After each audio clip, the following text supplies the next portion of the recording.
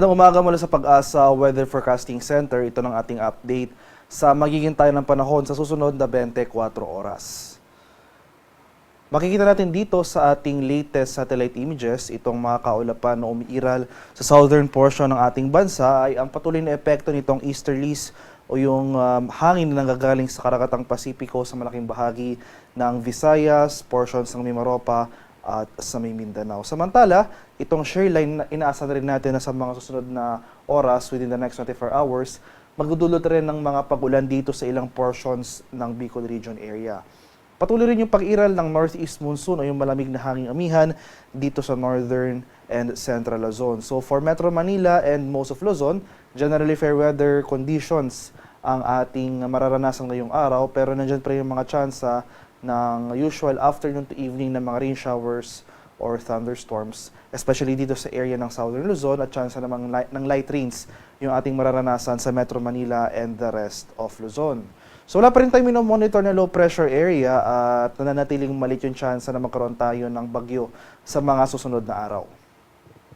At para naman sa magiging lagay ng ating panahon ngayong araw dito sa Luzon, dahil sa epekto ng shear line, ito yung salubungan ng mainit at malamig na hangin, makakaranas tayo ng mga kaulapan at mga kalat-kalat na pag-ulan at thunderstorms ngayong araw sa mga area ng Camarines Norte, Camarines Sur at sa may Catanduanes. Samantala, itong nalalabing bahagi ng Bicol Region, particular na sa may Albay, Sorsogon at Masbate, makakaranas rin tayo ng maulap na kalangitan, pero dulot naman yan ng easterlies o yung mainit na hangin galing sa Karakatang Pasipiko. For the rest of Mimaropa, generally fair weather ang ating mararanasan. So itong area ng Mindoro Provinces, Marinduque at Romblon, generally fair weather. Pero nandiyan pa rin yung mga tsansa ng afternoon to evening na mga thunderstorms. Meanwhile, for Metro Manila and the rest of Luzon, wala tayong inaasahang mga sustained at mga malalakas at tuloy-tuloy na pag-ulan. So kung may mga pag-ulan man tayong mararanasan, ito yung mga light rains o yung mga pag-ambon lamang. Dulot yan ng northeast monsoon o yung malamig na hanging amihan. At dahil nga umiiral yung amihan sa most of northern and central Luzon, asahan pa rin natin yung mababang minimum temperature na posible nating maitala, especially sa bandang madaling araw. Sa areas naman ng Palawan, Visayas at sa Mindanao, dahil nga sa pag-iral ng easterlies, makakaranas tayo ng maulap na kalangitan at mataas sa tsansa ng mga kalat-kalat na pag-ulan at thunderstorms sa buong Visayas, pati na rin dito sa area ng Palawan. Kaya patuloy po tayong maging handa at alerto sa mga banta ng flooding at landslides over these areas kasi as early as ngayong madaling araw pa lamang may naitala na tayong mga thunderstorm activity dito sa portions ng Visayas area. So asahan natin as the day progresses, mamayang tanghali hanggang sa hapon, mas marami pang areas yung mga karanas sa mga kaulapan at mga pag-ulan. For Mindanao, generally fair weather rin ang ating mararanasan. Partly cloudy to cloudy skies, pero hindi nangangahulugang wala na tayong pag-ulang mararanasan. Nandiyan pa rin yung mga usual afternoon to evening na mga rain showers or thunderstorms.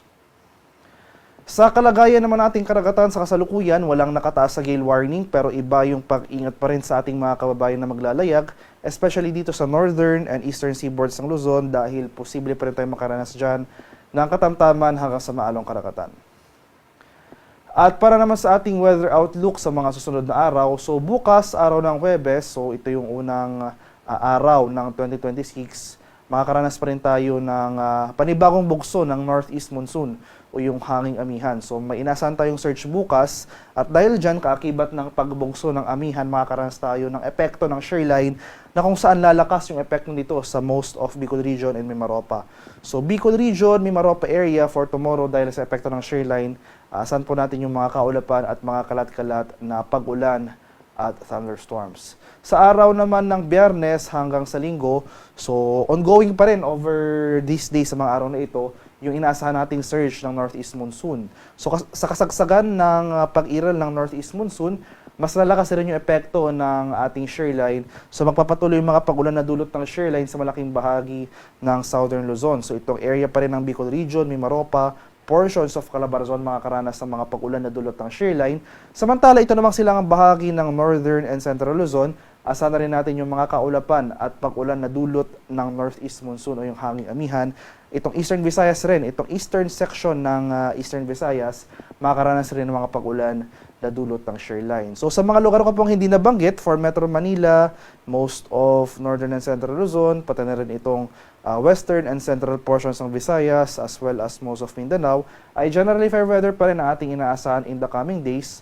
So, pero hindi nangangahulugang huwag na tayo magdala ng mga payong. So magdala pa rin tayo ng pananggalang sa ulan dahil nandiyan pa rin yung mga usual afternoon to evening na mga rain showers or thunderstorms. Dahil sa kasalukuyan nga, wala pa rin tayong minomonitor na low pressure area na nanatiling maliit yung tsansa na magkaroon tayo ng bagyo sa mga susunod na araw. Haring araw sa Kamanilaan ay sisikat mamayang 6:21 ng umaga. Lulubog naman mamaya sa ganap na 5:37 ng hapon.